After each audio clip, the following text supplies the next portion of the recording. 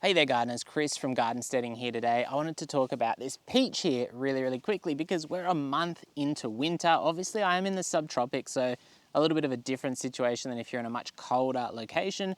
But I bought this peach because it was heavily discounted, 50% off because all the deciduous trees were losing their plants. We are in a subtropic area, but we're also in a very little protected spot here on a hill, which does seem to help. For instance, my parents aren't that far away, they get frosts. We haven't seemed to have had that same kind of really extreme cold, and even our neighbours have mentioned they've had a bit of frost and we haven't been affected at all. It might be what's killing my avocado, but everything else is looking really happy, and a lot of things that you would expect to be going into dormancy, like this peach, have basically been going quite well. Now, this one here is covered in flowers, which I find quite ironic a month into winter. We do have probably the coldest month to come, so it wouldn't surprise me at all if that does change. There's little peaches actually on it, and what has been happening is it's been flowering. The peaches have been developing to quite a small size, like, you know, kind of the size of your little fingernail or your little fingernail, and then they kind of die and drop off. And that's probably not great for the energy use of the plant, which you would hope would be kept until spring. And so maybe in spring we'll have some real issues. But as it stands, we've just had a couple of weeks of this little white peach or white opal peach flowering quite beautifully in this little section of the garden, which we thought when we bought it, that's the perfect spot for it. It's near the house, we can keep an eye on it. And I'll be honest, I wasn't super keen on buying a peach. One of the reasons is I prefer nectarines and plums. I don't really like the furry skin of a peach. However, a big thing I did see is a lot of people with kind of the homesteading theme recommending peaches as easy to grow, a good crop, an interesting kind of thing.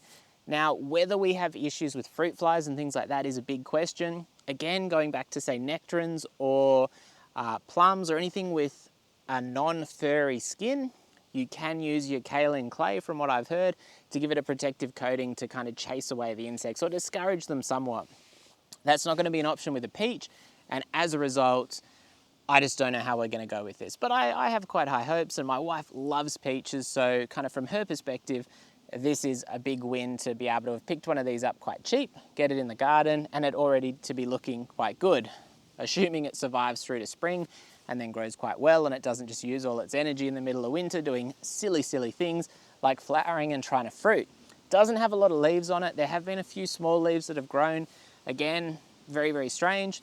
As far as why I did buy this, one of the things I have noticed, we have a local guy who sells plants for this specific area, but we do also go to some of the nurseries in the surrounding areas, and some of the plants that they sell, especially the fruiting plants, don't seem particularly suited to our area. And so like some of the apple trees I've seen on sale, they require a lot more chill hours than we might get here.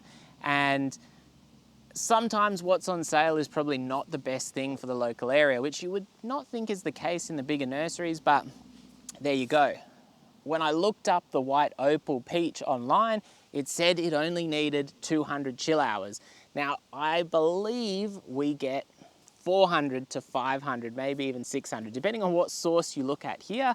And so this should do very well, even with that chill hour requirement. It's a nice low chill hour requirement. So for us, we shouldn't have any dramas at all. Fingers crossed.